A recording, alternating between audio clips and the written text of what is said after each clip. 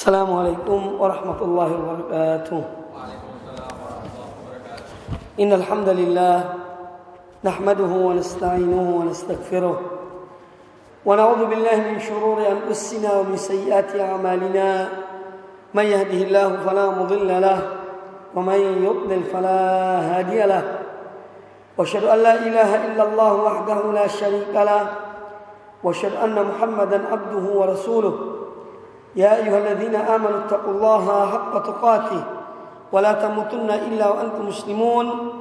يا أيها الناس اتقوا ربكم الذي خلقكم من نفس واحدة وخلق منها زوجها وبث منهما رجالا كثيرا ونساء واتقوا الله الذي تساءلون به والأرحام إن الله كان عليكم رقيبا. يا أيها الذين آمنوا اتقوا الله وقولوا قولا سديدا يصلح لكم أعمالكم ويغفر لكم ذنوبكم ومن يطع الله ورسوله فقد فاز فوزا عظيما.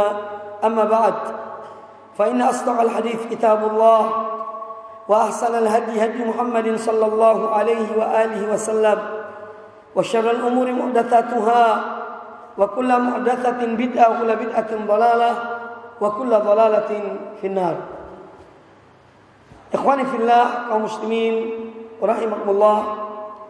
Alhamdulillah, pada kesempatan yang baik ini kita dipertemukan Allah Subhanahu wa taala dalam majelis ilmu yang kita berharap semoga majelis ini memberikan kepada kita atau mendatangkan keberkatan dari Allah Subhanahu wa taala.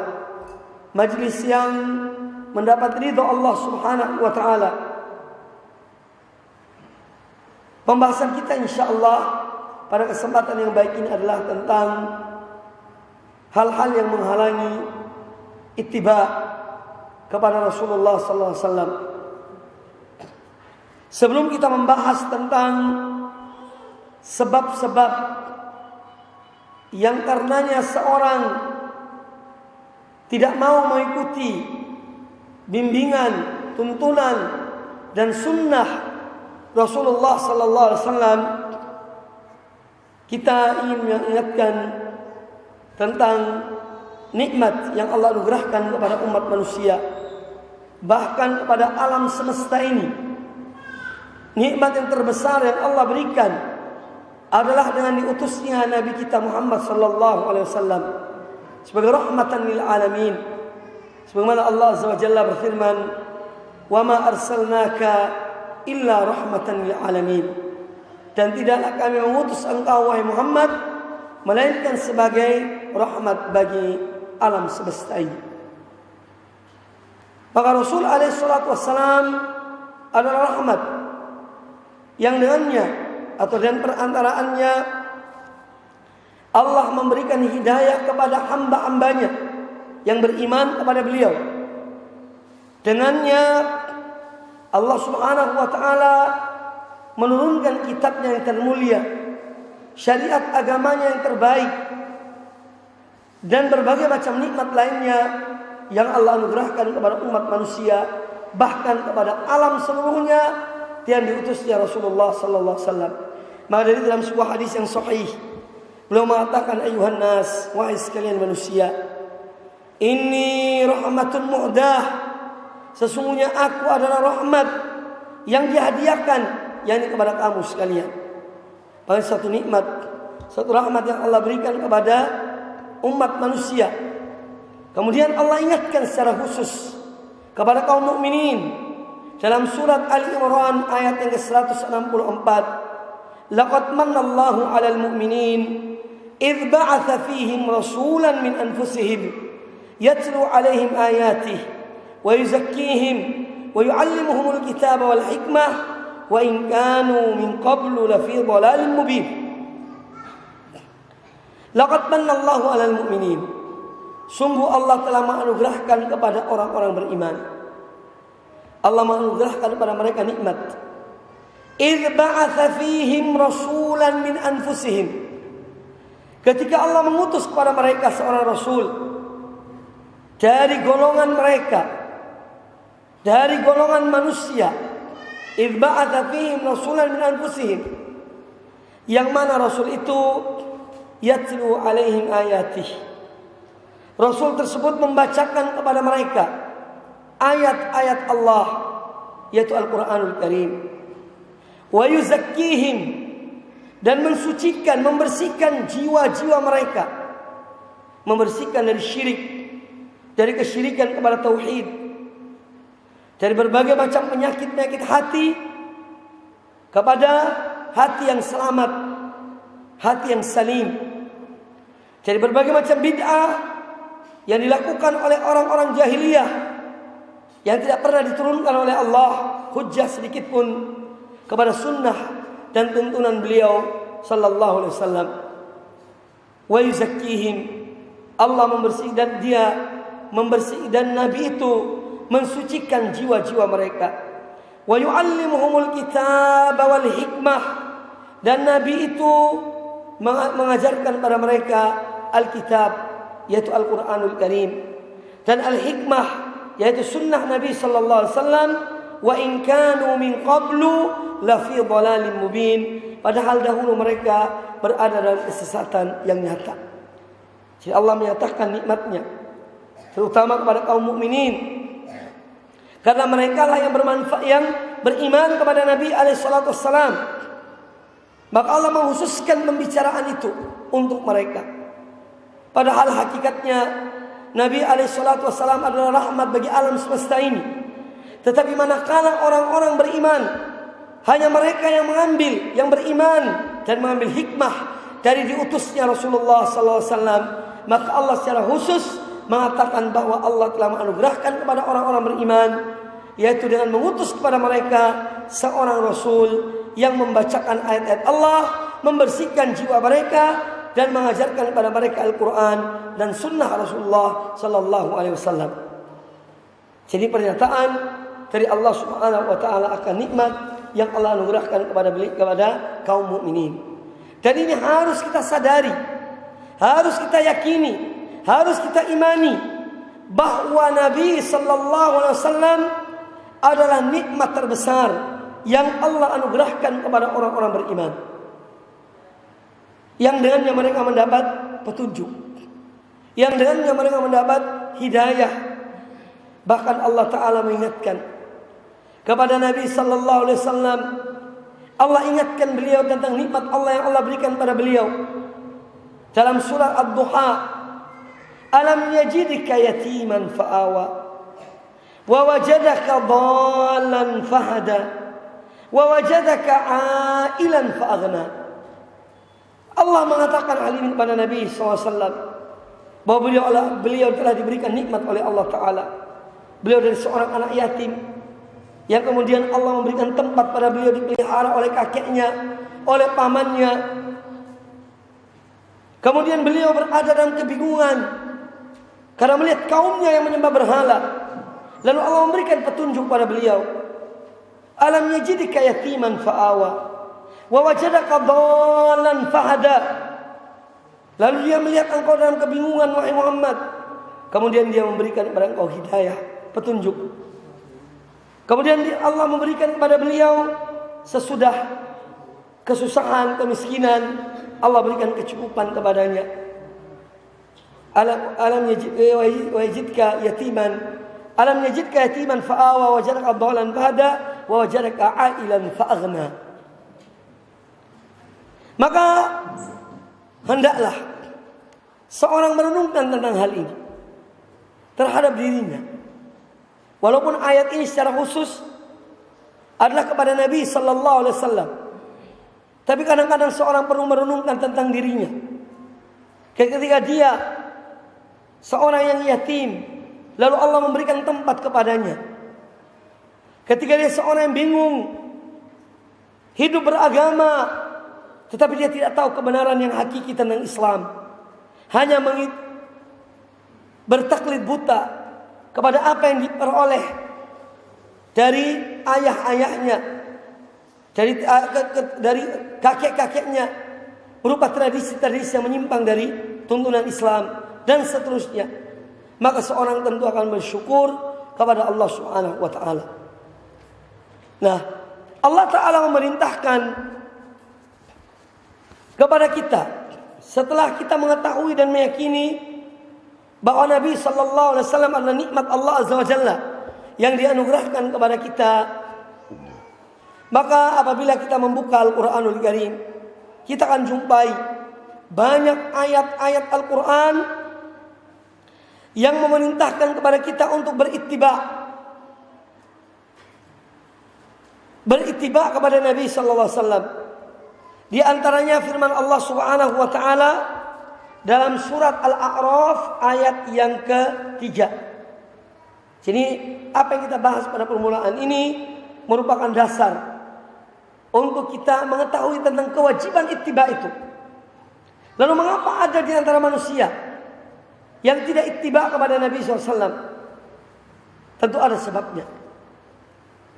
Jadi ayat-ayat Al-Quran yang menjelaskan tentang kewajiban untuk ittiba kepada Nabi sallallahu alaihi wasallam, yang pertama adalah surat Al-A'raf ayat yang ketiga. Allah Subhanahu wa taala berfirman, "Ittabi'u ma unzila ilaikum min rabbikum wa la tattabi'u min dunihi awliya'a qalilan ma tadhakkarun." Ikutilah apa yang diturunkan kepada kamu sekalian dari Rabb kamu, dari Tuhan kalian, dan janganlah kamu mengikuti pemimpin-pemimpin selainnya. Amat sedikitlah kamu mengambil pelajaran daripadanya. Ayat ini adalah merupakan perintah Allah untuk beriqtida, untuk menjadikan Nabi sallallahu alaihi wasallam qudwah, sebagaimana dikatakan oleh Imam Ibnu Katsir rahimahullah taala ketika beliau menjelaskan tentang tafsir ayat ini. Kata beliau rahimahullah, makna ayat ini, ittabi'u, ikutilah apa yang diturunkan Allah kepada kamu sekalian, ay iqtafu atharan nabiyil ummi, artinya ikutilah jejak Nabi yang ummi, Nabi yang tidak bisa membaca dan menulis, yaitu Nabi kita Muhammad sallallahu alaihi wasallam, alladzi ja'akum bikitabin, yang mana dia datang kepada kamu sekalian, dia membawa Alkitab,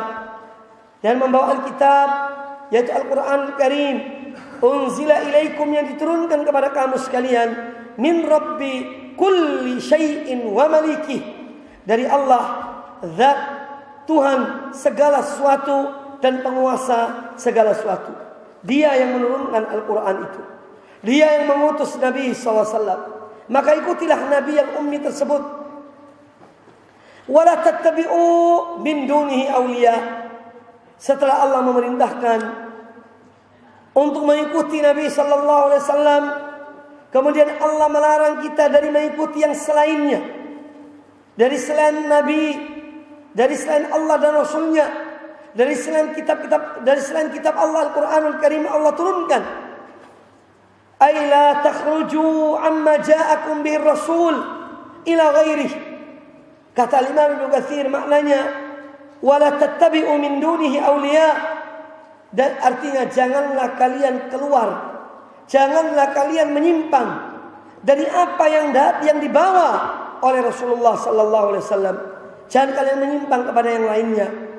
Fatakunu qad adaltum an hukmillah ila hukmi ghairih, yang pada akhirnya berarti kalian telah menyimpang dari peraturan-peraturan Allah kepada peraturan-peraturan selain Allah Subhanahu wa taala. Dan ini pula yang diperintahkan oleh Allah kepada umat-umat terdahulu untuk mengikuti jejak para rasul mereka. Karena jalannya para rasul itulah jalan selamat yang membawa manusia kepada kebenaran, yang membawa manusia kepada ridha Allah, yang membawa manusia kepada jalan Allah. Allah Ta'ala berfirman dalam surat Yasin ayat yang ke-20 sampai ayat yang ke-21. Wa jaa'a min aqsal madinati rajulun, dan datanglah seorang lelaki dari luar atau dari pinggiran kota.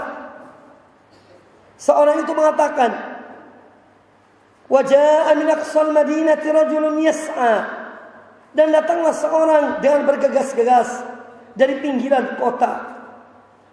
Qal, dia mengatakan kepada kaumnya, ya qaumi, wahai kaumku, ittabi'ul mursalin, ikutilah para rasul. yang Allah utus pada mereka. Allah mengutus pada mereka beberapa orang rasul. Maka orang ini datang memberi peringatan pada kaumnya. Ikutilah para rasul itu. Ittabi'u man la yas'alukum ajran wa hum muhtadun. Dan ikutilah orang yang tidak meminta dari kalian upah, sedang mereka adalah orang-orang yang mendapat petunjuk. Mereka adalah orang-orang yang berada di atas petunjuk Allah Subhanahu wa taala. Jadi ayat ini juga memberikan gambaran kepada kita tentang umat-umat terdahulu yang juga diperintahkan untuk mengikuti para rasul mereka. Kata Imam Ibnu Katsir rahimahullah taala tentang seorang lelaki ini yang dia mengajak kaumnya, memerintahkan kaumnya untuk mengikuti para rasul. Kata Imam Ibnu Katsir, yahuddu qaumahu ala ittiba'ir rusul. Orang ini memerintahkan, menganjurkan kepada kaumnya agar mereka mengikuti para rasul alladzina atauhum, yang telah diutus oleh Allah pada mereka, yang telah datang kepada mereka, yad'uhum ilaih, yang mengajak mereka untuk menuju kepada Allah taala, untuk kembali pada Allah taala, min ibadatillahi wahdah la syarikalah, yang mengajak kepada Allah berupa seruan agar menyembah hanya kepada Allah semata dan tidak menyekutukan Allah dengan sesuatu apapun. Jadi ini juga sebagai dalil perintah Allah dalam Al-Quranul Karim yang memerintahkan untuk mengikuti Allah dan Rasulnya Nabi kita Muhammad sallallahu alaihi wasallam. Kemudian ayat yang ketiga, yaitu surat Az-Zumar ayat ke-55. Allah Subhanahu wa taala berfirman, "Wattabi'u ahsana ma unzila ilaikum min rabbikum min qabli an ya'tiyakumul 'adzabu baghtatan wa antum la tash'urun." Dan ikutilah sebaik-baik apa yang diturunkan kepada kamu sekalian dari Tuhan kalian. Artinya ikutilah Al-Qur'anul Karim. Min qabli an ya'tiyakumul 'adzab, sebelum datang kepada kalian azab secara mendadak, baghtatan, sementara kalian tidak merasa bahwa azab itu datang. Surah Az-Zumar ayat 55 ini adalah perintah Allah kepada manusia untuk mengikuti Al-Quranul Karim, yang mana dalam Al-Quranul Karim memerintahkan untuk taat kepada Rasulullah sallallahu alaihi wasallam, untuk mengikuti beliau. Maka Quran adalah kitab yang memerintahkan kita untuk taat kepada Allah dan taat kepada Rasulnya Nabi kita Muhammad sallallahu alaihi wasallam. Kemudian juga dalam surat Ali Imran ayat yang ke-31 Allah Subhanahu wa taala berfirman, "Qul in kuntum tuhibbunallaha fattabi'uni yuhibbukumullah wa yaghfir lakum dzunubakum wallahu ghafurur rahim." Katakanlah wahai Muhammad, jika kamu benar-benar cinta kepada Allah, maka ikutilah aku.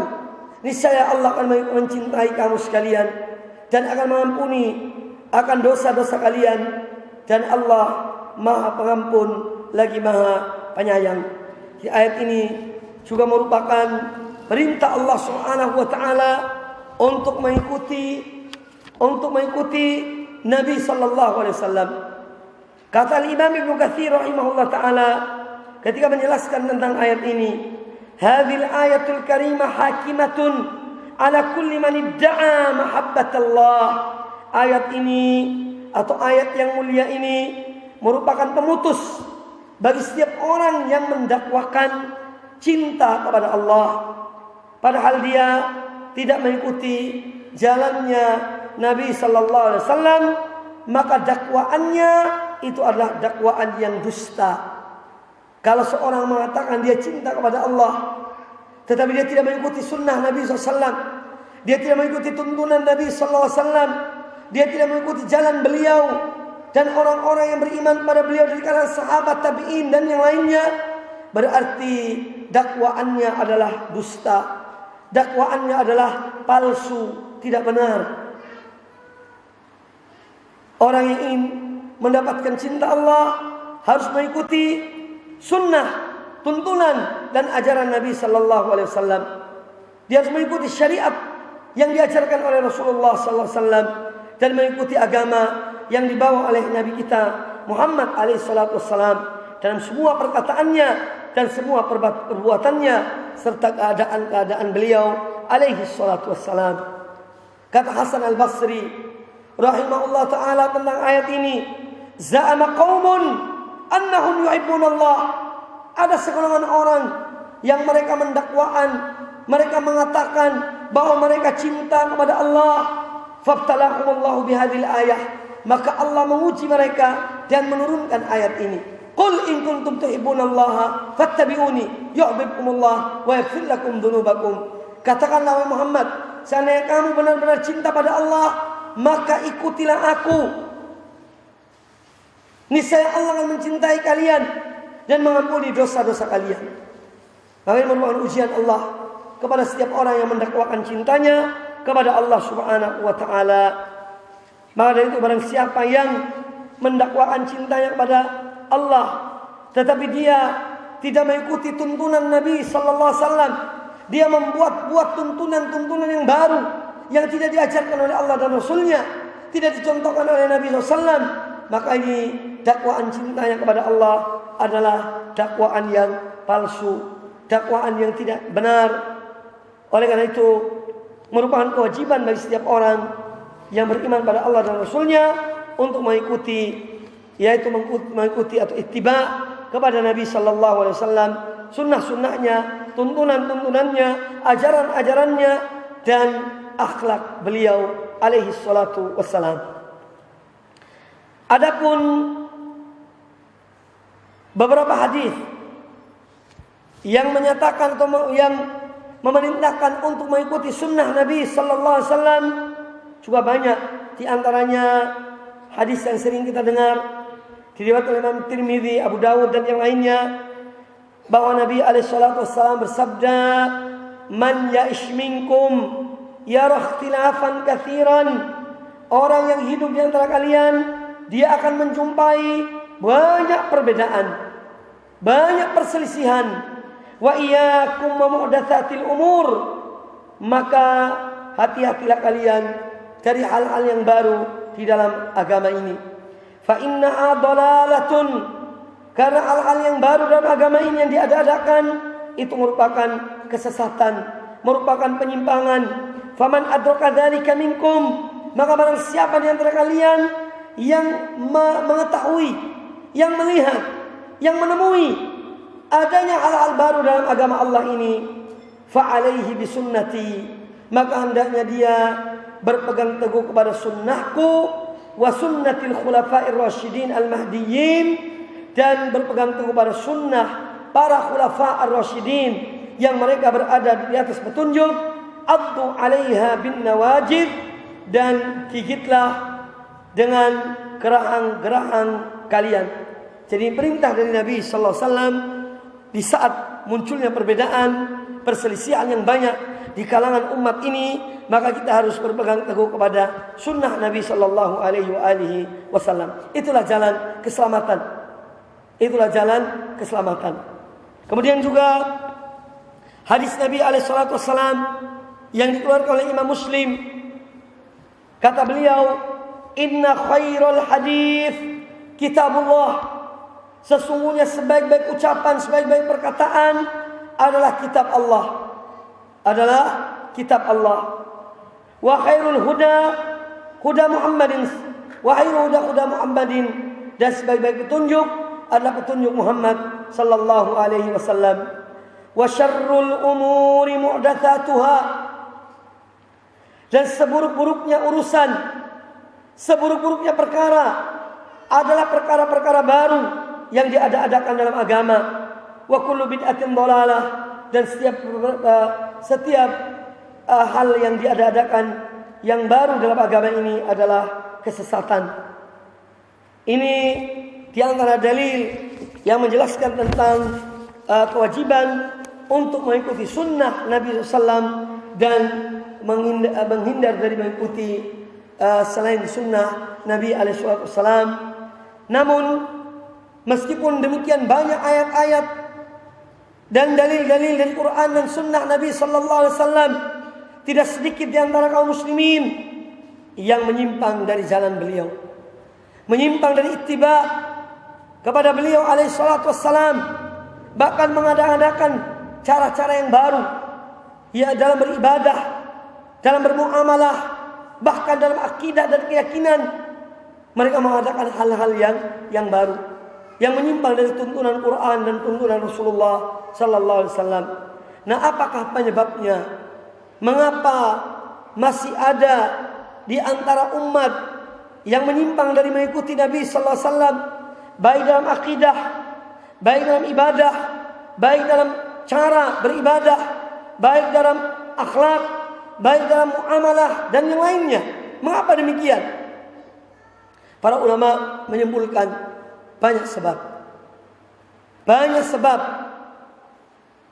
yang menyebabkan terjadinya hal tersebut. Sebab yang paling utama yang paling pertama adalah al-jahlu bidinillah. Kejahilan terhadap agama Allah. Ini sebab yang paling utama dan sebab yang paling pertama. Karena banyak di antara kaum muslimin ketika mereka menjadi seorang muslim hanya dari faktor mungkin keturunan, ayahnya muslim dia ikut-ikutan muslim, ibunya muslim dia ikut-ikutan jadi muslim, jauh dari ilmu, jauh dari mempelajari agama, sehingga kejahilan yang telah mendominasi kehidupan mereka. Jadi kejahilan adalah sebab utama dari penghalang yang menghalangi dari al-ittiba. Kemudian kejahilan itu tidak ditindaklanjuti dengan belajar, tidak ditindaklanjuti dengan menuntut ilmu, tetapi bergelimang dalam kejahilan, membiarkan diri jahil, merasa puas dengan apa yang diterima. Hadza ma wajadna alai aba'ana. Ini yang kami dapati dari orang tua kami. Kalau mereka diajak kepada Rasulullah, diajak kepada Al-Quran, diajak kepada Sunnah, mereka tidak mau. Sudahlah, ini yang kami jumpai dari ayah-ayah kami, dari kakek-kakek kami, ini yang kami jumpai. Walaupun ayah-ayah mereka, kakek-kakek mereka tidak mempunyai ilmu, tidak berada di atas petunjuk. Kalau kejahilan itu diikuti dengan ilmu, dengan belajar, tidak ada masalah. Tetapi permasalahannya adalah kejahilan yang dibiarkan. Kejahilan yang dibiarkan turun-temurun, sehingga menutup dan menjadi penghalang dari mengetahui kebenaran yang sebenarnya tentang Islam dan tentang petunjuk Allah, tentang syariat Allah, tentang sunnah-sunnah dan ajaran-ajaran Rasulullah Sallallahu Alaihi Wasallam. Padahal agama kita adalah agama yang memerintahkan kepada ilmu. Ketika kita berakidah, hendaknya berakidah dengan ilmu. Ketika kita beribadah, hendaknya beribadah dengan ilmu dan berada di atas ilmu. Demikian pula dalam segala hal. Fa'lam annahu la ilaha illallah. Ketahuilah bahwasanya tiada sembahan yang hak kecuali Allah. Kalau bahasa letterleknya, fa'lam annahu la ilaha illallah, berilmulah kamu tentang kalimat la ilaha illallah. Bukan sekadar mengucapkan kalimat la ilaha illallah. Karena kalimat ini mengandung makna, mengandung konsekuensi bagi orang yang mengucapkannya, bagi orang yang mengatakannya. Maka berilmulah, berbekallah kalian dengan ilmu terhadap kalimat la ilaha illallah. Fa'lam annahu la ilaha illallah. Sehingga kita berakidah yang benar terhadap Allah Subhanahu wa taala. Tidak menyalahgunakan kalimat la ilaha illallah. Tidak mengartikan kalimat la ilaha illallah sesuai dengan apa yang kita kehendaki, tapi semua itu berdasarkan pada ilmu. Demikian pula dalam ibadah pada Allah taala. Harus dengan ilmu, harus dengan contoh dari Nabi alaihi salatu wassalam. Karena pada hakikatnya ibadah itu tidak dibolehkan. Al-aslu fil ibadati al-hadar. pada prinsipnya ibadah itu tidak dibolehkan kecuali kalau ada dalil yang memerintahkan untuk beribadah. Baru orang itu beribadah. Pada hakikatnya sholat itu tidak ada sebelumnya. Kecuali setelah Allah memanggil Nabi SAW dalam peristiwa Isra dan Mi'raj untuk menerima perintah sholat. Dan ketika beliau menerima perintah sholat, beliau tidak dengan serta-merta mengarang sholat. Beliau tidak dengan serta-merta membuat cara sholat sesuai dengan keinginan beliau sallallahu alaihi wasallam, tidak. Tetapi Jibril yang diperintahkan oleh Allah Subhanahu wa taala untuk datang menemui Nabi sallallahu alaihi wasallam setelah peristiwa itu. Peristiwa Isra dan Mi'raj. Pada hari pertama Jibril datang di awal waktu subuh. Kemudian beliau salat dan diikuti oleh Nabi sallallahu alaihi wasallam. Kemudian salat zuhur pun demikian. Pada hari pertama Jibril datang di awal waktu. Dan salat asar, maghrib dan isya, beliau mencontohkan bagaimana beribadah kepada Allah Ta'ala. Dan diikuti oleh Nabi SAW. Pada hari kedua pun demikian. Jibril diutus oleh Allah dan diperintahkan oleh Allah Ta'ala untuk mendatangi Nabi SAW. Pada akhir waktu setiap salat itu. Pada akhir waktu subuh, akhir waktu zuhur, akhir waktu asar, akhir waktu maghrib, dan akhir waktu isya. Kemudian beliau juga mengerjakan salat. Dan beliau mengatakan waktu subuh itu antara hari pertama dan hari yang kedua. Itu jarak waktunya. Dan seterusnya. Jadi semua dengan tuntunan. Dengan contoh. Bukan Nabi SAW mengarang sendiri. Oh, salat itu pertama berdiri. Ya. Tunggu wangsit. Kemudian Allahu Akbar. Kemudian ruku, kemudian sujud dan seterusnya. Tidak.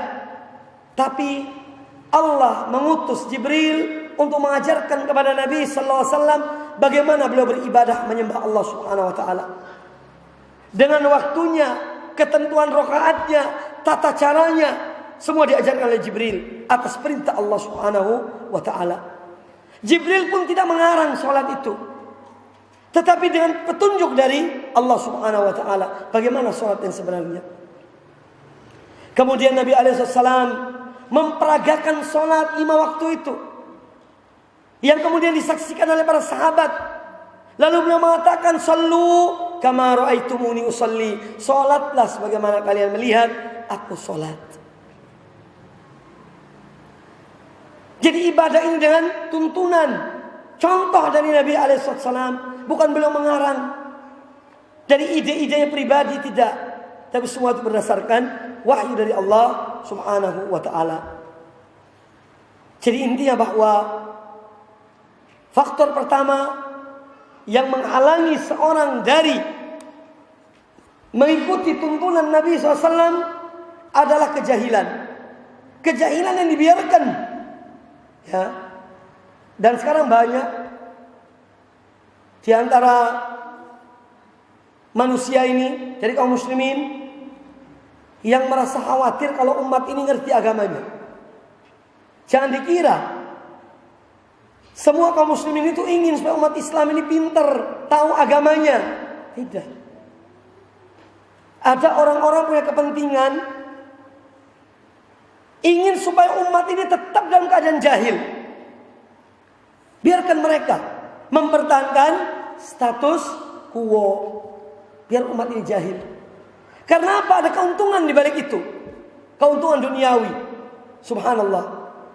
Padahal keuntungan ukhrawi akhirat dengan seorang mengajarkan ilmu jauh lebih besar dan tidak bisa dibandingkan dengan keuntungan duniawi yang hanya sebentar. Tetapi karena hawa nafsu, karena keinginan-keinginan di balik itu, sehingga sebagian orang menghendaki umat ini tetap dalam keadaan jahil. Jangan diajarkan mereka agama yang benar, karena nanti akan merugikan kami, kata mereka. Ya, naudzubillah min dzalik. Itulah yang dinamakan dengan ulama su, ulama-ulama jelek, du'atun ila abwabi jahannam, yang mengajak kepada pintu-pintu neraka. Naudzubillah min dzalik. Maka ada dakwah, hadhihi dakwah al-mubarakah, dakwah yang penuh dengan berkah di zaman kita ini. Adalah satu nikmat yang di antara nikmat-nikmat terbesar yang Allah berikan pada kita, kita mengenal Islam yang sebenarnya. Dan mempelajari Quran dan Sunnah, mempelajari sirah para sahabat, para salafus saleh, bagaimana mereka beragama kepada Allah Subhanahu wa taala. Ini satu nikmat yang luar biasa yang wajib kita jaga, wajib kita pelihara, wajib kita dakwai, wajib kita amalkan, wajib kita syukuri. Ini nikmat yang besar. Adapun tentang kejahilan ini, yang dia merupakan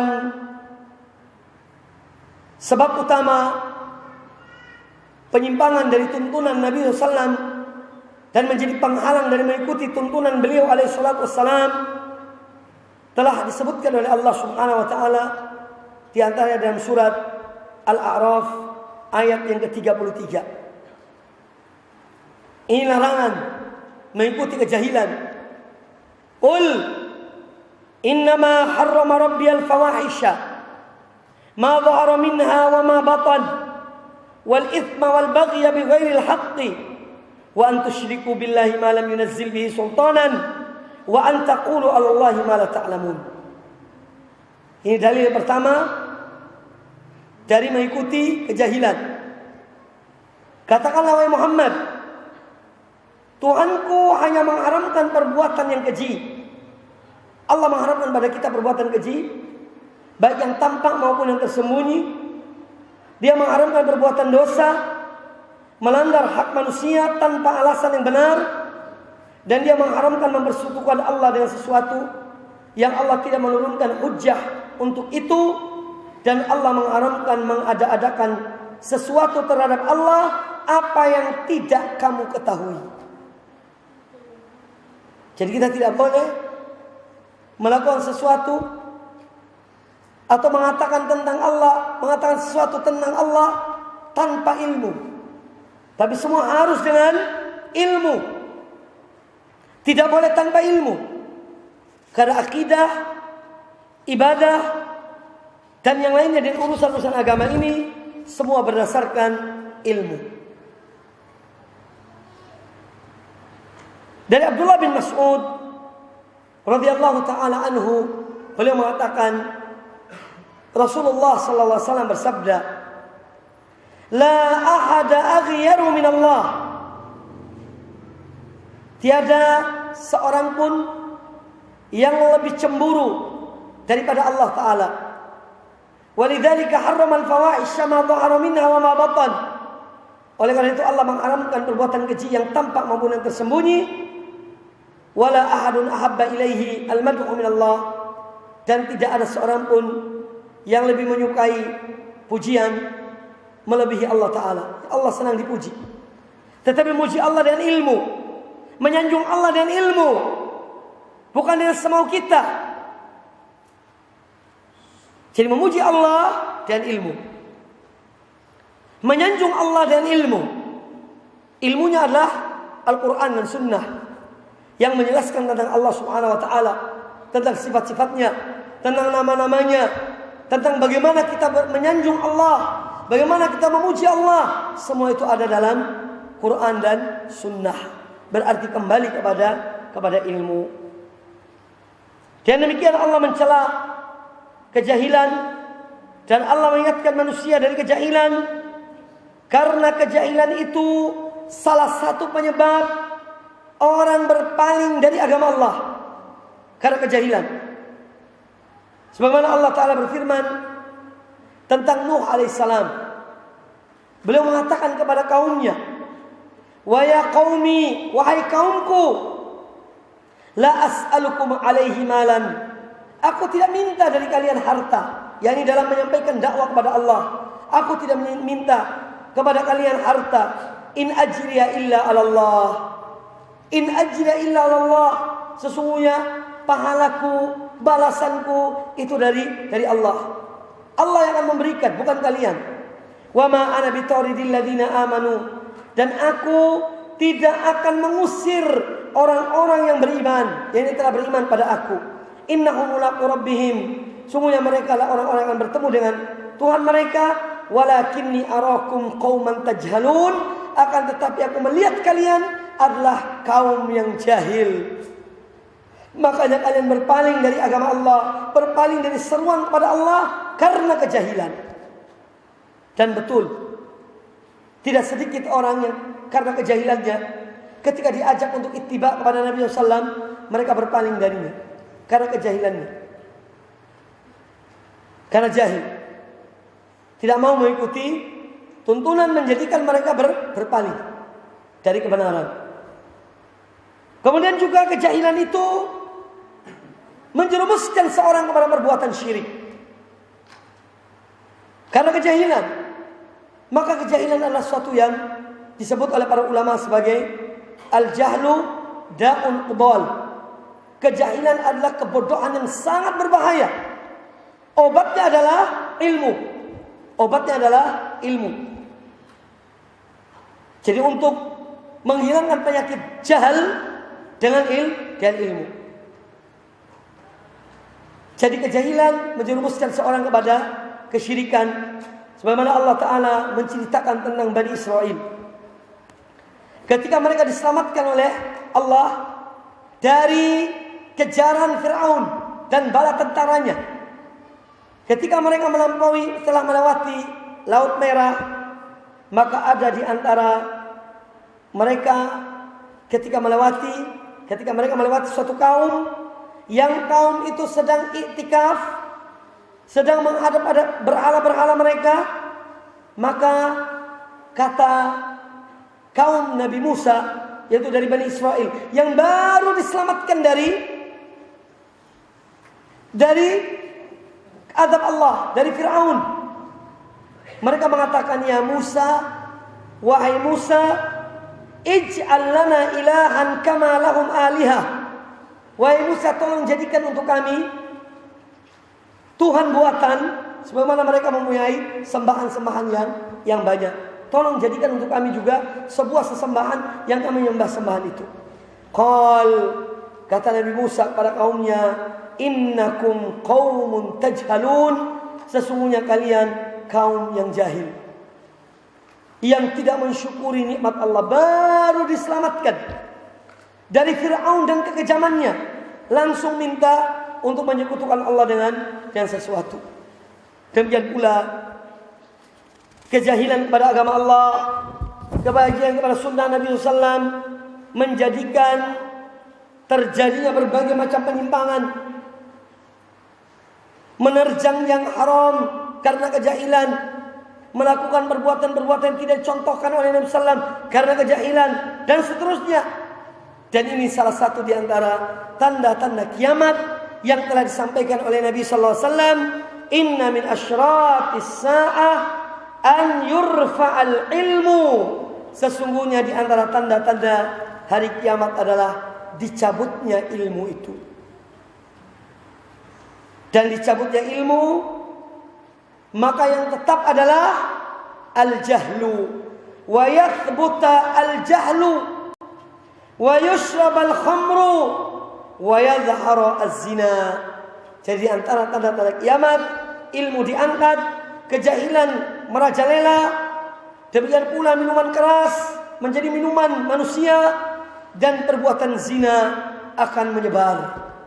Itu salah satu atau di antara tanda-tanda kiamat yang disebut oleh Nabi SAW dalam hadis riwayat Imam Bukhari dan Imam Muslim. Kemudian sebab yang kedua, di antara sebab-sebab manusia tidak mengikuti atau ittiba kepada Nabi SAW adalah ittiba'ul hawa, karena mengikuti hawa nafsu. Karena dalam diri kita Allah menciptakan beberapa unsur. Ada unsur yang namanya fitrah. Fitrah, kesucian yang ada dalam hati sanubari manusia tentang keesaan Allah Subhanahu wa taala. Itu ada fitrah manusia. Dia mengakui Allah sebagai yang menciptakannya, Allah sebagai Rabbnya, sebagai Tuhannya. Ya.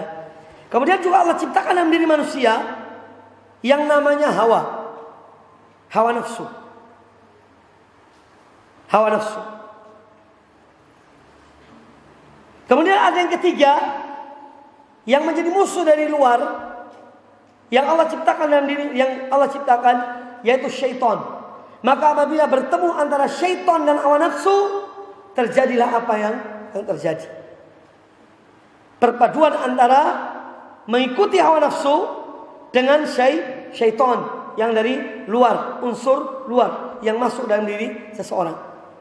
Maka manusia akan menyimpang dari jalan Allah Subhanahu wa ta'ala. Adapun dengan fitrah yang ada pada manusia, ini tergantung lingkungannya, tergantung ilmu yang sampai kepadanya. Maka dari itu kata Nabi sallallahu alaihi wasallam, kullu mauludin yuladu 'alal fitrah. Setiap anak yang terlahir, yang lahir di muka bumi ini, yang dilahirkan itu dilahirkan di atas fitrah, di atas Islam, di atas tauhid. Fa abawahu yuhawidanihi aw yumajjisanihi aw yunassiranihi aw yumajjisanihi. Kedua orang tuanya lah yang menjadi sebab anak itu menjadi Yahudi atau Nasrani atau Majusi. Jadi lingkungan menentukan. Ini dalam hal berkaitan dengan fitrah. Kita kembali pada hawa nafsu. Apa sih yang dimaksud dengan hawa? Dan penyebab utama seorang menyimpang dari mengikuti Nabi sallallahu alaihi wasallam karena mengikuti hawa nafsu, ittiba'ul hawa. Para ulama menyebutkan tentang makna dari hawa. Kata Ibnu Mandzur, seorang penulis kamus bahasa Arab, Lisanul Arab, tentang makna hawa nafsu, yaitu keinginan nafsu. Hawa nafsu itu artinya keinginan nafsu, keinginan jiwa ini. Kemudian juga dikatakan yang dimaksud dengan hawa nafsu adalah mahabbatul insan asy-syai'a wa ghalabathu ala qalbihi. Yang dimaksud dengan hawa nafsu adalah cintanya seseorang kepada sesuatu, kemudian cintanya kepada sesuatu itu telah menguasai dirinya, sehingga dirinya hanya mengikuti apa yang dia cintai itu. Ini namanya hawa nafsu. Dan ini bertentangan dengan syariat. Tentu yang diinginkan adalah yang bertentangan dengan syariat. Kalau bertentangan dengan agama Allah, bukan hawa nafsu namanya. Bukan hawa nafsu. Karena hawa nafsu itu selalu berkaitan dengan hal-hal yang jelek. Kata Abdullah bin Abbas radhiyallahu anhuma, tidak pernah Allah menyebutkan tentang hawa nafsu dalam Al-Quranul Karim kecuali mencelanya. Silakan cari dalam ayat-ayat Al-Quran. Apakah pernah Allah memuji hawa nafsu? Tidak pernah. Setiap penyebutan tentang hawa nafsu pasti itu celaan baginya. Makanya kita dilarang untuk mengikuti hawa nafsu. Kata Imam Al-Kafawi, apa yang dimaksud dengan al-hawa? Hawa itu adalah mailun nafsi ila ma tastaliddu bihi, ila ma tastalidduhu minasy syahawat min ghairi da'iyati syar'i. Kata Al-Kafawi, seorang ulama bahasa juga, seorang alim, yang dimaksud dengan hawa itu adalah mailun nafs, kecenderungan nafsu ini, jiwa ini terhadap sesuatu yang lezat berupa syahwat tanpa ada penyebab dari syariat Allah. Jadi yang menyimpang dari syariat. Kalau seorang mendatangi istrinya itu juga syahwat. Tapi itu halal. Allah perintahkan, Nabi SAW perintahkan untuk memberikan hak istri dari seorang suami dan mengumpuli istrinya, itu haknya istri. Jadi ada dasarnya. Sedangkan hawa nafsu itu tidak. Dia mengikuti hawa nafsu ini, tapi dalam hal yang menyimpang dari ajaran syariat. Itu namanya hawa. Mailun nafsi ila ma tastalidduhu minasyahwat. Kecenderungan jiwa atau diri ini untuk menikmati syahwat-syahwat itu tanpa ada alasan syar'i. Itu hawa nafsu namanya. dalam segala hal. Hawa nafsu berkaitan dengan 3 hal. Hawa itu berkaitan dengan kebanyakan yang dikatakan hawa nafsu selalu berkaitan dengan 3 hal. 3T. Ya. Harta, tahta, wanita. Tahta itu pun syahwat. Seorang yang jadi pemimpin, ingin dipilih jadi anggota DPR, itu karena syahwat. Jadi jangan dikira bukan syahwat. Walaupun mungkin ada di antara sebagian manusia yang dia ingin kebaikan, ya. Kalau dia menjadi salah seorang anggota misalnya di parlemen, dia berusaha untuk memperbaiki dari dalam misalnya, tapi itu sedikit. Kebanyakan ingin jadi penguasa, ya, untuk bisa berkuasa dan yang lainnya, dari keinginan-keinginan duniawi. Jadi kebanyakan berkaitan dengan hawa nafsu adalah harta, tahta, dan wanita.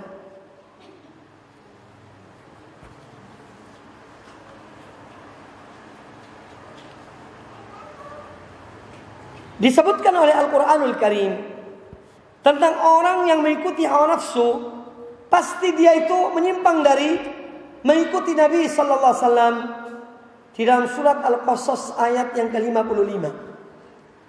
Surat Al-Qasas ayat yang ke-55, Allah Azza wa Jalla berfirman, "Fa in lam yastajibu laka fa'lam annama yattabi'una ahwa'ahum wa man adallu mimman ittaba'a hawahu bighairi hudan min Allah innallaha la yahdil qaumadh dhalimin."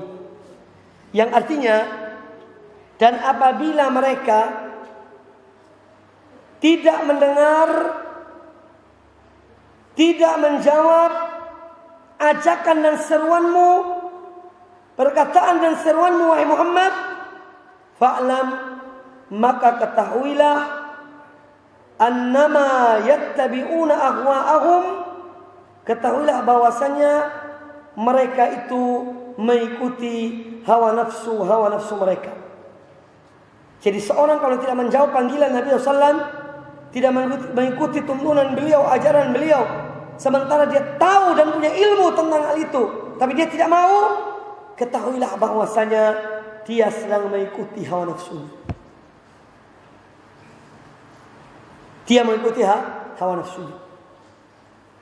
Maka penghalang di antara penghalang besar dari mengikuti tuntunan Nabi sallallahu alaihi wasallam adalah mengikuti hawa nafsu. Karena seorang yang mengikuti sunnah Nabi, tuntunan Nabi alaihi wasallam, dia harus menekan hawa nafsu itu. Dia harus mengalahkan hawa nafsu. Baru dia bisa mengikuti secara benar terhadap tuntunan Nabi alaihi wasallam. Adapun orang selama masih mengikuti hawa nafsunya, maka sulit untuk dia mengikuti tuntunan Nabi alaihi wasallam. Dan ini terjadi. Banyak orang mengetahui kebenaran. Banyak orang mengetahui tentang sunnah. Mereka mengetahui tapi sengaja meninggalkan sunnah itu karena kepentingan hawa nafsu. Karena takut kedudukannya nanti akan kedudukan yang tinggi menjadi rendah kalau dia mengikuti Nabi SAW dan meninggalkan apa yang dia lakukan. Nanti dia tidak mendapatkan harta. Tidak ada lagi orang yang mau hormatinya. Karena gila hormat itu bagian dari hawa nafsu. Mau dihormati, mau dimuliakan, mau dicium tangannya, mau dicium lututnya, mau dicium kakinya, mau diminum sisa airnya, itu hawa nafsu. Supaya disanjung. Nah ini kalau mengikuti sunnah Nabi harus meninggalkan ini. Wah ini merugikan. Ya, merugikan. Makanya tidak mau mereka. Dan banyak contoh-contoh mengikuti hawa nafsu itu sebagai penyebab utama meninggalkan mengikuti Nabi sallallahu alaihi wasallam. Kata Al-Imam Abul Hasan Al-Bahili rahimahullah taala, beliau mengatakan dalam kitabnya Adz-Dzakhair wal I'laq, al-hawa asamakallah. Hawa nafsu itu semoga Allah memeliharamu dan menjagamu darinya. Hawa nafsu itu adalah ilahun ma'bud. Hawa nafsu itu adalah sembahan yang disembah selain Allah. Lahu sultanun syadid. Hawa nafsu memiliki kekuatan. Dia memiliki kekuasaan yang kuat. Artinya kalau dia sudah menguasai diri seorang, dia mempunyai kekuatan pada orang itu. Yakhdimuhu syaitanun marid.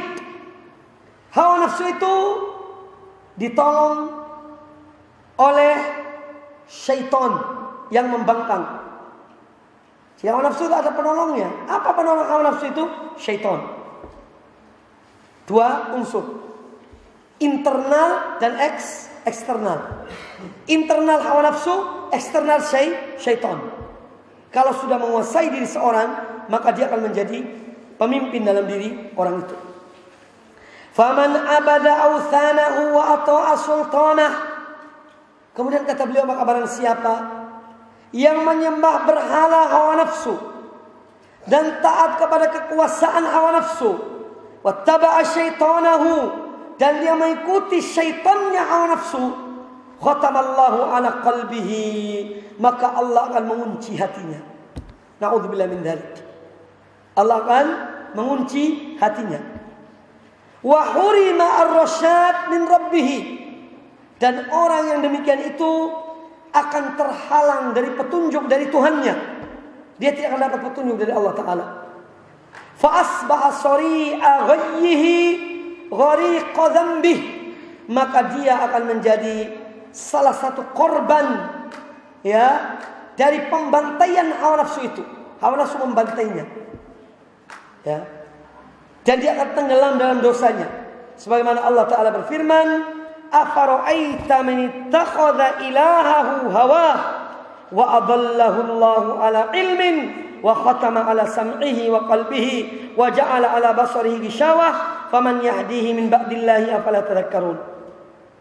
Dalam surah Al-Jathiyah Allah Ta'ala berfirman pada surah Al-Jathiyah ayat ke-23, maka pernahkah kamu melihat orang yang menjadikan hawa nafsunya sebagai Tuhan sesembahannya, dan Allah membiarkan dia berdasarkan ilmunya, dan Allah telah mengunci mati pendengaran dan hatinya dan meletakkan tutupan atas penglihatannya. Maka siapakah yang akan memberikannya petunjuk sesudah Allah membiarkannya sesat? Maka mengapa kamu tidak mengambil pelajaran?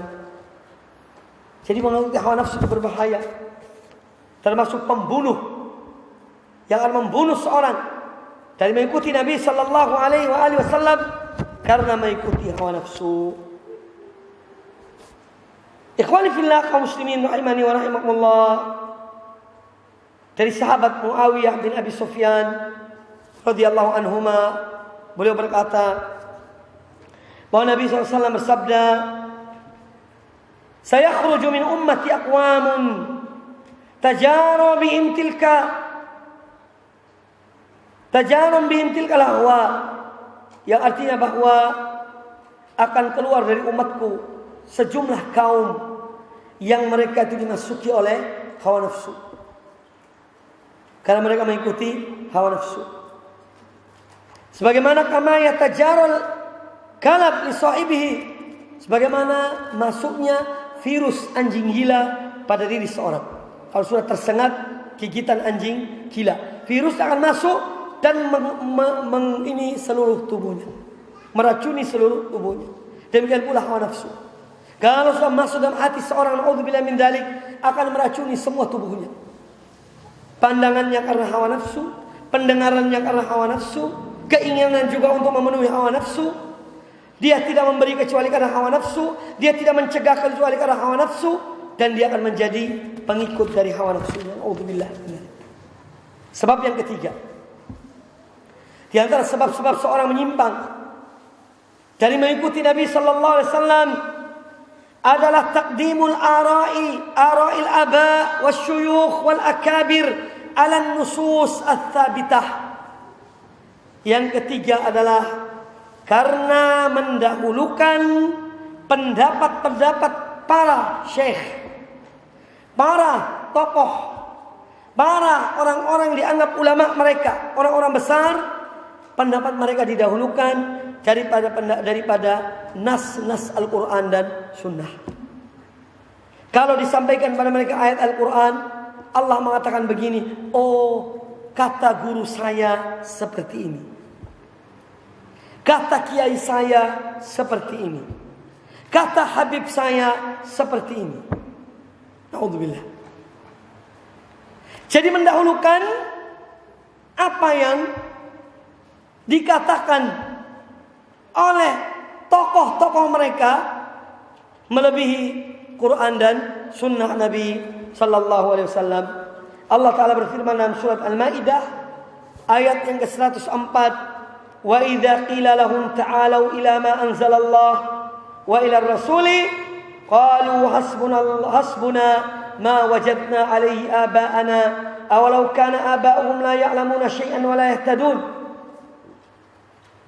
Dan apabila dikatakan pada mereka, marilah mengikuti apa yang diturunkan Allah dan mengikuti Rasul, mereka menjawab, cukuplah untuk kami apa yang telah kami dapati ayah-ayah kami mengerjakannya. Dan apakah mereka itu akan mengikuti nenek moyang mereka, walaupun nenek moyang mereka itu tidak mengetahui apa-apa, nenek moyangnya tidak punya ilmu dan tidak mendapat petunjuk, apakah mereka masih tetap mengikutinya? Ini teguran dari Allah Subhanahu wa taala kepada orang-orang yang mendahulukan perkataan nenek moyang mereka, guru-guru mereka, tokoh-tokoh mereka daripada apa yang Allah sampaikan dan Rasulnya Nabi kita Muhammad sallallahu alaihi wasallam. Lain dari ahlu sunnah dan ulama-ulama yang takut pada Allah, para ulama rabbaniyun, mereka mengikuti Nabi SAW, dan ini merupakan ijma' kaum muslimin dan ulama-ulama muslimin bahwa perkataan siapapun tidak bisa didahulukan atas perkataan Muhammad bin Abdullah sallallahu alaihi wasallam. Kata Imam Asy-Syafi'i rahimahullah taala, ajma'an nas, semua manusia, yakni semua kaum muslimin telah sepakat ala anna man istabanat lahu sunnatun an Rasulillah sallallahu alaihi wasallam, bahwa orang yang telah nyata padanya sunnah Rasulullah sallam, lam yakun lahu an yada'a, maka tidak sepatutnya baginya untuk meninggalkan sunnah tersebut hanya lantaran liqauli ahadin minan nas, hanya karena perkataan salah seorang dari manusia. Ini perkataan Imam Asy-Syafi'i rahimahullah taala, ulama rabbani, ulama yang saleh, insyaallah taat pada Allah, dan ulama-ulama muslimin lainnya juga mengatakan demikian. Kemudian yang keempat, di antara sebab-sebab yang menyebabkan atau yang menghalangi seorang dari mengikuti sunnah Nabi SAW adalah taqdimul aqli ala naql, selalu mengedepankan akal daripada nas. Kalau dikatakan tentang sunnah Nabi SAW, itu kok tidak masuk ya di akal saya, itu bertentangan dengan akal saya. Ya, akal yang sehat tidak menerima hadis itu. Subhanallah. Jadi seakan-akan yang mengatakan hadis itu orang yang tidak punya akal, seakan-akan begitu. Padahal yang mengucapkan hadis itu adalah manusia yang paling sempurna, yaitu Rasulullah sallallahu alaihi wasallam. Jadi salah satu penyebab yang menghalangi manusia dari mengikuti Nabi SAW karena selalu mengedepankan akalnya atas nas-nas Quran dan Sunnah. Bahkan naudzubillah min dzalik, sampai-sampai menjurus kepada mengingkari sunnah. Kapan sih hadis itu ditulis?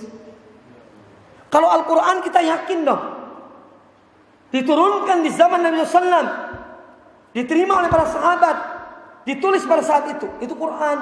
Tapi kalau hadis kan enggak. Ya. Kemudian terjadi perselisihan dahulu, maka tidak bisa kita menerima semua hadis itu. Ya. Karena ditulis 100 tahun setelah wafatnya Nabi SAW. Ada kepentingan politik dan seterusnya. Subhanallah. Dia mengukur dirinya dengan para ulama-ulama hadis yang mereka dengan susah payah telah mengumpulkan hadis-hadis Nabi SAW, yang telah pergi dari satu tempat ke tempat yang lain, melintasi padang-padang pasir yang luas, mengorbankan harta dan tenaga hanya untuk mencari satu hadis apa benar atau tidak hadis ini. Diukur dengan dirinya yang malas di rumah, tiap hari nonton televisi, ya. Kemudian datang hadis, Allah, tidak masuk akal tuh hadis itu. Subhanallah. Ini penghalang yang menghalangi manusia dari jalan Allah Subhanahu wa taala, dari mengikuti tuntunan Nabi sallallahu alaihi wasallam. Di antara yang ditolak oleh sebagian orang karena akal-akal mereka yang sempit, hadis Nabi SAW tentang peristiwa Isra dan Mi'raj. Ketika Nabi SAW bertemu dengan Allah Ta'ala, lalu Allah wajibkan kepada beliau 50 salat untuk umatnya, beliau dan umatnya. Lalu beliau dan sami'na wa ata'na. Karena sifat Nabi SAW adalah sami'na wa ata'na kepada Allah Subhanahu wa taala. Selalu mendengar dan taat pada Allah. Kemudian beliau turun bertemu dengan Nabi Musa alaihissalam. Nabi Musa bertanya, "Wahai Muhammad, apa yang Allah atau Tuhan mewajibkan pada engkau dan umat?" Kata Nabi alaihissalam, "Aku diwajibkan kepada aku dan umatku 50 salat." Kata Nabi Musa, "Aku ini sudah berpengalaman dengan Bani Israel. Dan Bani Israel lebih kuat fisiknya, tenaganya, tapi mereka tidak bisa. Maka mintalah pada Allah supaya Allah ringankan pada mereka. Sampai menjadi 5 salat." Kata orang-orang itu yang Masya Allah, yang akal mereka lebih dari Quran dan Sunnah, itu tidak masuk akal itu. Tidak masuk akal. Saya pernah ditanya oleh seorang tentang hadis ini, "Ya Ustaz, kaifa ra'yuka?" Atau ma ra'yuka, apa pendapat Anda tentang hadis Isra dan Mi'raj? Nabi SAW menerima 50 salat, kemudian turun bertemu dengan Musa, kemudian ada tawar-menawar di situ. Apa pendapat Ustaz? Saya bertanya pada orang itu, apakah hadis ini diimani oleh Abu Bakar Siddiq? Kata dia, iya. Apakah hadis ini diimani oleh Umar bin Khattab? Kata dia, iya. Apa hadis ini diimani oleh Utsman bin Affan, Ali bin Abi Thalib, imam-imam Syafi'i, Malik dan yang lainnya dari imam-imam ahlul hadis? Apa menerima hadis ini? Kata dia, iya. Lalu kenapa Anda tanya pada saya tentang bagaimana pendapat Anda tentang hadis ini? Siapa saya ini dibandingkan dengan mereka? Dan ahli surga itu Abu Bakar Siddiq, Umar bin Khattab, Utsman bin Affan, Ali bin Abi Thalib, para sahabat, semua ulama-ulama hadis yang mereka semua menerima hadis ini. Kok Anda tanya kepada saya? Maka diamlah dia. Ya. Jadi kita ini siapa dibandingkan mereka? Mereka beriman pada hadis itu. Mereka percaya pada hadis itu. Kok kita sok pinter? Oh, tidak masuk di akal itu. Subhanallah. Berarti akalmu lebih dari Abu Bakar Siddiq, akalmu lebih dari Umar bin Khattab, akalmu lebih dari Utsman bin Affan dan seterusnya. Disitulah letaknya kesesatan. Ketika seorang terperdaya dengan akalnya, tertipu dengan akalnya, melihat dirinya hebat, akalnya cerdas, tapi dia tidak melihat orang-orang yang lebih mulia darinya. Bagaimana mereka terhadap hadis itu? Hadis yang kedua, di antara hadis yang ditolak oleh sebagian kaum muslimin, yang mereka cenderung mengatakan mereka ini orang-orang berakal sehat.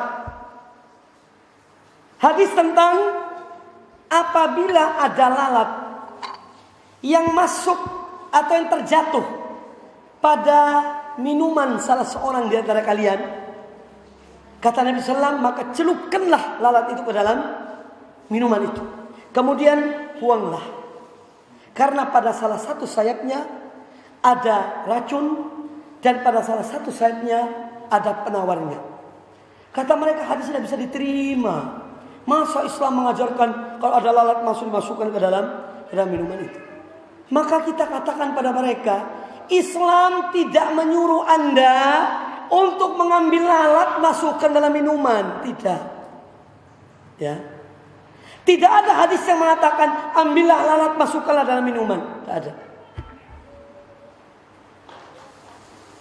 Rasulullah SAW mengatakan, apabila ada lalat yang terjatuh pada minuman salah seorang di antara kalian, maka masukkanlah, celupkanlah dia, tenggelamkanlah lalat itu.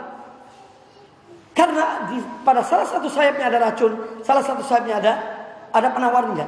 Ini kalimat dari Nabi Sallallahu Alaihi Wasallam, As-Sadiqul Masduq. Beliau mengatakan demikian. Lain halnya kalau Islam mengatakan ambil lalat masukkan dalam minuman kalian. Tidak. Anda jangan keliru. Kadang-kadang orang itu mempunyai minuman mungkin hanya 1 gelas. Capek kerja di ladang, sampai keringat, sudah dibikin stroke oleh istrinya, bawa dari rumahnya ke sawah, tahu-taunya lalat masuk, tidak ada air lagi kecuali itu, masa dibuang?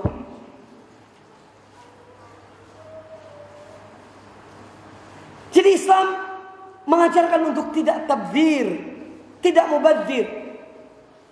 Dan kejadian masuknya lalat dalam minuman itu pun sesekali. Bukan setiap saat kita taruh minuman, lalat masuk, jatuh ke dalam. Tidak pernah. Jarang sekali itu lalat masuk dalam minuman. Jadi bagaimana mereka benturkan antara hadis Nabi SAW yang sahih dan akal-akal pikiran yang sempit. Ya. Dan banyak lagi sebetulnya. Cuma waktunya tidak cukup. Saya sudah diberi peringatan oleh panitia, Ustaz, sampai 5.20. Baik, satu lagi. Bentar ya. Yang kelima, di antara penyebab dari atau penghalang dari ittiba kepada Nabi Sallallahu Alaihi Wasallam adalah at-ta'alluq bisyubuhat, bergantung pada syubhat. Syubhat ini hal-hal yang rancu, hal-hal yang rancu dalam akal seorang. Kalau syubhat ini dilemparkan, maka masuk dalam hati seorang, sulit untuk keluar. Sulit untuk keluar. Jadi orang yang ta'alluq dan syubhat menjadikan dia, bergantung pada syubhat menjadikan dia itu tidak mengikuti tuntunan Nabi SAW. Orang yang ada syubhat dalam akalnya, dalam otaknya, bahwa jilbab itu adalah budaya Arab. Ini syubhat. Racun. Yang mengatakannya adalah orang yang dianggap alim, profesor. Ya. Bahwa jilbab itu budaya Arab. Ini syubhat namanya. Oh, dia pegang pada syubhat ini. Berarti saya ini tidak wajib pakai jilbab. Anak saya tidak wajib saya suruh untuk pakai jilbab. Istri saya tidak wajib untuk saya suruh memakai jilbab. Karena jilbab itu adalah budaya dari orang-orang Arab. Maka dilepaslah jilbab itu yang merupakan perintah Allah dan perintah Rasulnya, yang menjadi pakaian dari kaum mukminat, kaum muslimat. Dilepas karena syubhat ini. Itu contoh. Maka hati-hati terhadap syubhat. Hati-hati terhadap syubhat. Racun yang dimasuki dalam diri seorang. Hati-hati dan waspada. Rasulullah SAW memerintahkan kita untuk taat pada Abu Bakar dan Umar. Iqtadu billadzaini min ba'di Abi Bakrin atau Abi Bakrin wa Umar. Ikutilah kalian 2 orang sesudah aku, kata Nabi SAW, yaitu Abu Bakar dan Umar. Ini perintah dari Nabi SAW mengikuti Rasulullah dan 2 sahabat ini. Dalam sebuah hadis, datang orang mengatakan 2 sahabat itu zalim. Ya. Abu Bakar Siddiq dan Umar bin Khattab itu zalim mereka. Sebetulnya yang menjadi khalifah setelah wafatnya Nabi SAW itu adalah Ali bin Abi Thalib. Tapi kemudian mereka dengan caranya 2 orang ini lalu menggusur Ali bin Abi Thalib. Lah orang yang kena syubhat ini syubhat namanya. Ya akan tidak mau mengikuti Abu Bakar Siddiq dan Umar bin Khattab karena racun ini. Dan itu banyak sekarang di zaman kita, di negeri kita. Ya. Dan ini sangat berbahaya. Ya. Bahaya Syiah lebih dari yang lainnya. Tapi kita harus jiwa besar. Al-haq tetap akan menang kapan dan dimanapun. Ya. Al-haq akan tetap menang. Karena kita yakin dengan agama Allah dan Rasulnya sallallahu alaihi wasallam. Yang mana Rasulullah mengatakan Abu Bakar fil jannah, Umar fil jannah, Utsman fil jannah, Ali fil jannah, dan seterusnya. Abu Bakar di surga, Umar di surga, Utsman di surga, Ali bin Abi Thalib di surga, Abdurrahman bin Auf di surga, dan seterusnya. Kita yakin dan kita beriman kepada hadis Nabi tersebut. Dan kemenangan pasti untuk orang-orang beriman yang menolong agama Allah. Bukan yang mengikuti hawa nafsu, bukan yang mengikuti syubhat. Maka mengikuti syubhat itu atau ta'alluq bersyubhat, ketika seorang bergantung pada syubhat, ini salah satu penyebab menyimpang dari mengikuti Nabi sallallahu alaihi wasallam. Karena syubhat dalam diri. Dan banyak syubhat-syubhat itu, baik dalam masalah akidah, baik dalam masalah ibadah, baik dalam masalah muamalah, dan seterusnya. Ikhwani fillah rahimani wa rahmatullah. Masih ada waktu 10 menit untuk pertanyaan dan 5 menit untuk siap-siap sholat maghrib. Sebetulnya masih ada bahan, tapi saya kira cukup. Mudah-mudahan apa yang disampaikan sudah mencukupi dari apa yang kita inginkan untuk menyampaikan pada kesempatan yang baik ini.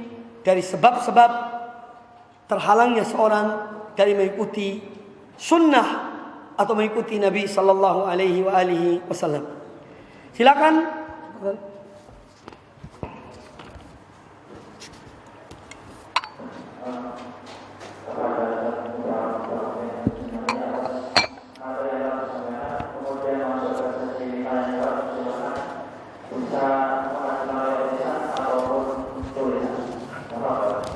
Langsung. Salam. Tentang apa? Hadis tentang lalat. Ya. Itu kalau misalnya air minum, ini ada teman yang air minum, ini kemudian itu datang lalat, tapi dia itu masih di bibir, belum nyemplung, kemudian kita tutup tak, sehingga dia ini termasuk pengamalkan Islam. Enggak, itu tidak mengamalkan. Ya, itu rekayasa akal pikirannya itu. Iya. Karena tidak ada hadis menyuruh begitu ada lalat sehingga tutup kemudian sudah ada, ya. Jadi tidak demikian. Itu hanya dari mungkin anggapannya dia atau pemahamannya. Baik. Sini ada pertanyaan. Setiap dakwah yang hak senantiasa mendapatkan tantangan. Sebagaimana yang dialami oleh Rasulullah sallallahu alaihi wasallam dan para khulafaur rasyidun yang mendapatkan permusuhan dari golongan di luar Islam. Adapun fenomena sekarang ini, dakwah yang mengikuti petunjuk Rasulullah SAW mendapat tantangan dari golongan, yakni dari sebagian kaum muslimin. Bagaimana terjadi di beberapa daerah di Indonesia. Bagaimana cara menghadapi makar mereka? Begini ya. Yang pertama, kita harus menjalankan perintah Allah Subhanahu wa taala yang menjadi prinsip dakwah Nabi SAW adalah firman Allah kepada Nabi SAW dan juga kepada kita, ud'u ila sabili rabbika bil hikmati wal mau'izatil hasanah wajadilhum billati hiya ahsan. Ajaklah, serulah manusia kepada jalan Tuhanmu dengan hikmah. Dengan hikmah. Dan dengan mau'izah hasanah, peringatan-peringatan yang baik, dan berdebatlah. Wajadilhum billati ahsan. Yani kalau memang perlu perdebatkanlah dengan cara yang terbaik. Ini tuntunan Allah kepada Nabi SAW dalam berdakwah, dan al-aslu fi dakwati bil hikmati. Pada prinsipnya dakwah itu dengan hikmah. Hikmah artinya meletakkan sesuatu pada tempatnya. Itu arti hikmah. Maka ini yang pertama. Yang kedua, kita mempelajari sebab. Apa sebabnya?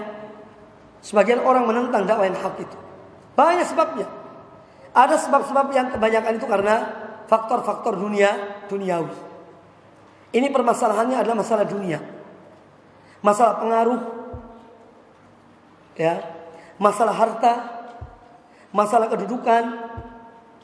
Ya, orang itu kalau digoncang kedudukannya tidak mau dia. Kalau diganggu kepentingannya juga tidak mau. Maka di sini perlunya kita itu kadang-kadang perlu silaturahmi kepada orang yang bertentangan dengan kita. Jangan kita anggap dia itu musuh. Jangan dianggap sebagai musuh. Tapi perlu ada pendekatan-pendekatan, ada silaturahmi, sehingga mereka merasakan bahwa dakwah kita ini dakwah yang sejuk. Dakwah yang sejuk. Memang kadang-kadang demikian. Kita perlu silaturahmi. Ternyata kalau kita silaturahmi, kita jelaskan hakikat suatu permasalahan, mereka lebih bisa menerima daripada mereka mendengar dari orang lain. Ini juga perlu. Dari metode juga pernah dilaksanakan oleh Nabi SAW. Ya. Ketika beliau misalnya berdakwah pada para pemuka Quraisy, ya itu satu contoh. Beliau mengumpulkan pemuka Quraisy, beliau mengajak mereka berdakwah pada Allah kepada mereka. Kemudian yang ketiga, bahwa ada satu ilmu yang memang boleh ditunda untuk menyampaikannya. Dan ini pun pernah dilakukan oleh sebagian sahabat, seperti Mu'adz bin Jabal. Ya, ketika Rasulullah SAW menyampaikan kepada beliau sebuah hadis tentang hak Allah, ini kewajiban Allah kepada hamba-hambanya dan kewajiban hamba-hamba kepada Allah. Ya, kata Mu'adz bin Jabal, ya Rasulullah, apa aku sampaikan hal ini kepada mereka? Kata Rasulullah SAW, jangan sampaikan. Ya, ini belum saatnya kau sampaikan. Kemudian di akhir kehidupan Mu'adz bin Jabal, beliau merasa khawatir kalau tidak menyampaikan hadis itu. Maka beliau menyampaikan kepada umat. Jadi ini menunjukkan bahwa kadang-kadang ketika kita berdakwah pun ada hal-hal yang memang suatu saat kita perlu untuk mengendalikan dulu, tidak menyampaikannya. Kita melihat cari kondisi yang tepat, waktu yang tepat untuk menyampaikannya. Kalau semua disampaikan, ya perang jadi. Ya.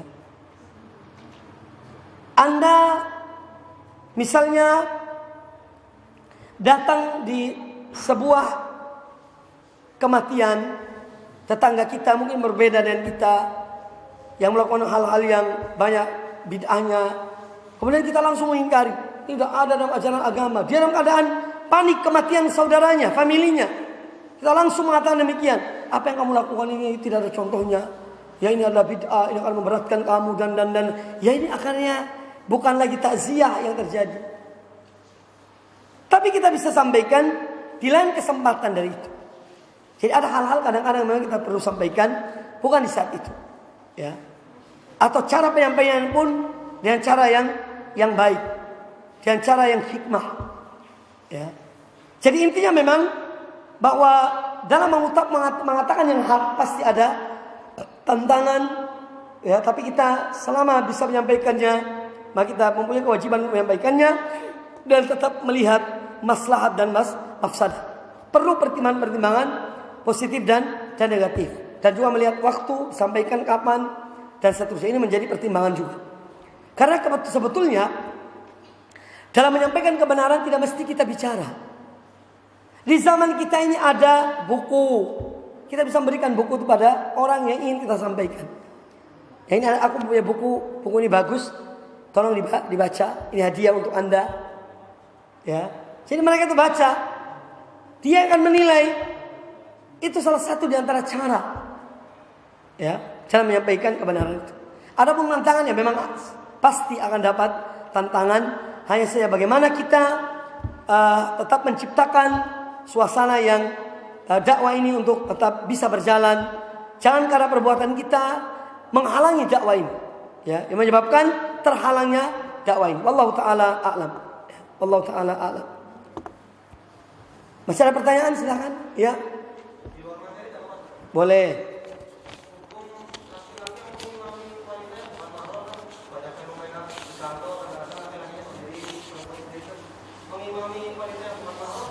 Boleh.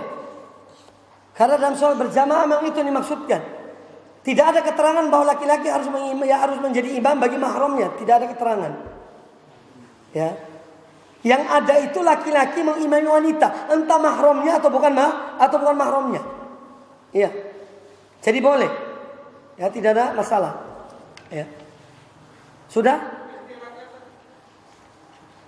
Itu bukan ikhtilat namanya, dia di depan, perempuan itu di belakang.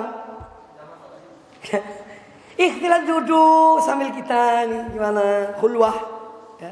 Campur aduk ya. Perempuan datang ke sofnya laki-laki, senggol-senggolan, itu ikhtilat.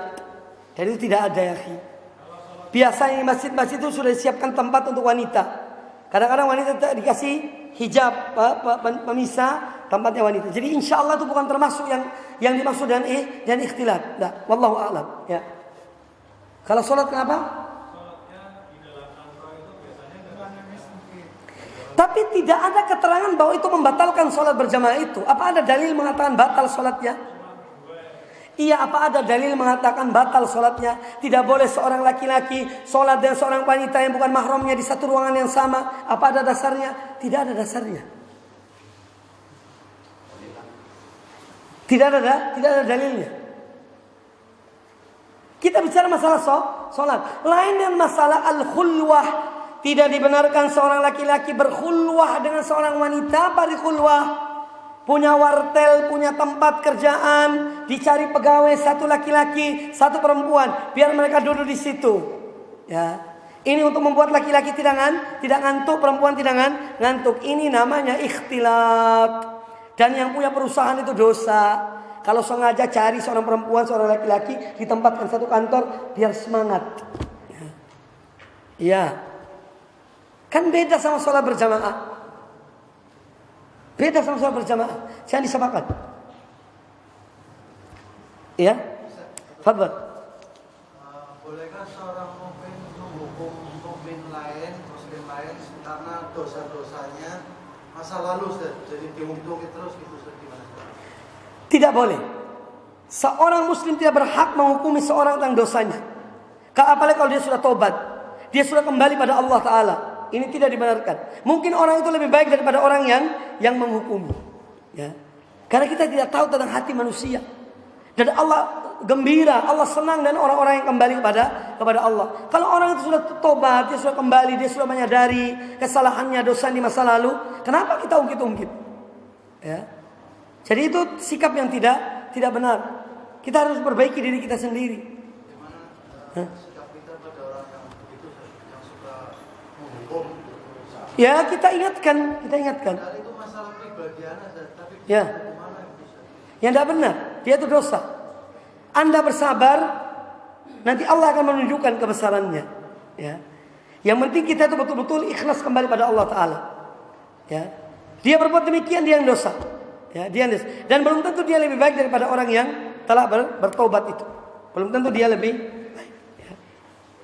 Pertanyaan berikutnya, apa hukum memakai cincin yang bukan terbuat dari emas, seperti perak, aluminium, dan yang karet? Wallahu a'lam, kita kembali pada hukum asalnya, ya, yaitu tentang bolehnya menggunakan halal tersebut. Intinya laki-laki itu tidak boleh memakai emas. Ya, adapun yang lain saya belum mendapatkan dalil yang melarangnya. Ya. Kami belum mendapatkan dalil yang melarangnya. Itu pun ada ikhtilaf di antara ulama. Ya, ada ikhtilaf di antara ulama tentang. Ada mengatakan laki-laki tidak boleh memakai kecuali cincin dari besi. Ya, cincin dari besi. Tapi ada ulama yang membolehkan pakai dari perak dan lainnya. Masalah-masalah khilafiyah. Inti yang satu disepakati adalah tidak boleh memakai emas. Cincin emas. Wallah, ya. Di masyarakat kita kan ada yang fanatik mazhab. Apakah ini termasuk mengutamakan penggunaan? Begini, itu mungkin faktornya karena memang itu ilmu yang sampai pada mereka. Ya, jadi kita jangan dulu memvonis bahwa ini dia lebih dahulukan perkataan madhab daripada Allah dan Rasulnya. Jangan, karena bisa jadi sejak kecil itu ilmu yang sampai kepadanya. Dia menganggap ini yang paling benar, yang lainnya tidak. Itu termasuk syubhat juga yang ada pada dia. Maka mudah-mudahan dengan dia kita datangi, kita silaturahmi, kita beri hadiah buku-buku yang bermanfaat. Mudah-mudahan lebih terbuka, ya, alam pikirannya. Ya. Insya Allah demikian. Ada pun langsung menghukumi kamu ini tidak mengikuti, itu juga sikap yang kurang bijak menurut saya. Ya. Apalagi orang-orang yang baru, yang mereka mungkin baru dengar, mereka baru ngaji, maka ini perlu kita mendekati mereka dengan cara yang lebih baik. Ya.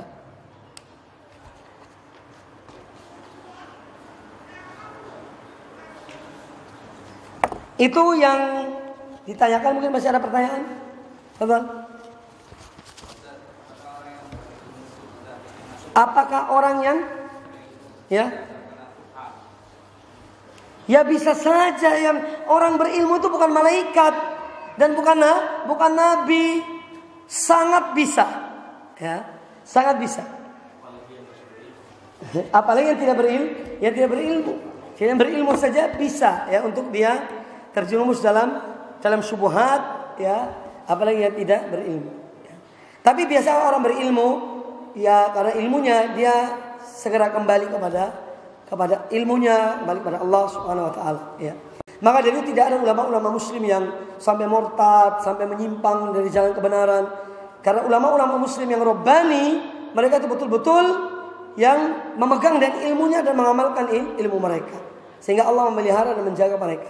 Oleh karena itu para ulama mengatakan bahwa ulama-ulama muslimin ini memiliki keistimewaan. Artinya ulama-ulama rabbani, ulama yang betul-betul dengan ilmu, konsekuensi dan ilmu dan amal perbuatannya. Ini adalah sebaik-baik umat, sebaik-baik manusia. Itu para ulama-ulama muslimin. Lain dan ulama-ulama Bani Israel, ulama-ulama Nasrani, sebagian mereka itu menyimpang dari kebenaran. Padahal mereka tahu tentang kebenaran itu, tapi mereka menyimpang. Maka ulama muslimin tidak demikian. Innama yakhshallah min ibadihi al-ulama. Sungguhnya yang takut pada Allah di antara hamba-hambanya hanyalah para ulama. Ulama di sini tanda petik. Ulama rabbaniyun, yang betul-betul rabbani, bukan sembarang ulama, ya.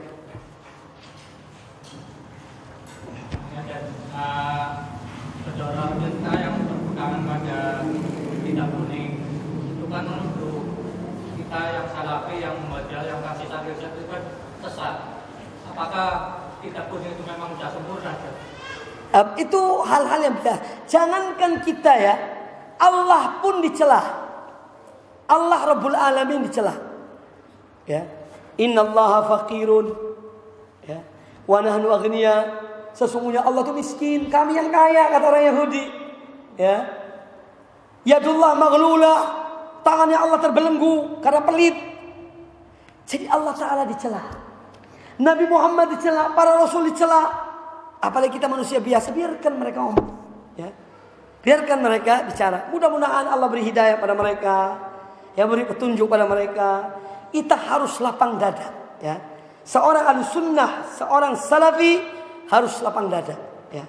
Karena apa yang diuji oleh Allah Ta'ala pada orang-orang, pada kita ini, kalau dibanding dengan orang dahulu, tidak ada artinya, Pak. Kecil, tidak ada artinya, ya. Kita ini belum disiksa, belum diazab, belum ditangkap, dipukuli, belum, ya. Paling hanya omongan cingkrang, ya, kekurangan kain celana ya. Kadang-kadang gitu, kamu kekurangan kain celana ya, kok celanamu tinggi, ya, jengkotmu ya, bedus dan seterusnya.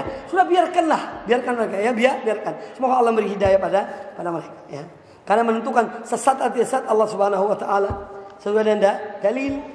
Jadi biarkan mereka berbicara demikian, biarkan. Semoga Allah berikan hidayah pada mereka. Baik, saya kira cukup, mudah-mudahan apa yang disampaikan bermanfaat bagi kita semuanya. Dan insya Allah besok kita bisa bertemu juga di Masjid Al-Irsyad, ya. Kajian dengan tema kelalaian, sebab dan penanggulangannya. Jadi sikap lalai, kadang-kadang manusia itu lalai dan banyak manusia lalai. Apa sebabnya orang itu lalai? Dan bagaimana kita supaya tidak lalai? Qul qouli hadza, assalamualaikum warahmatullahi wabarakatuh.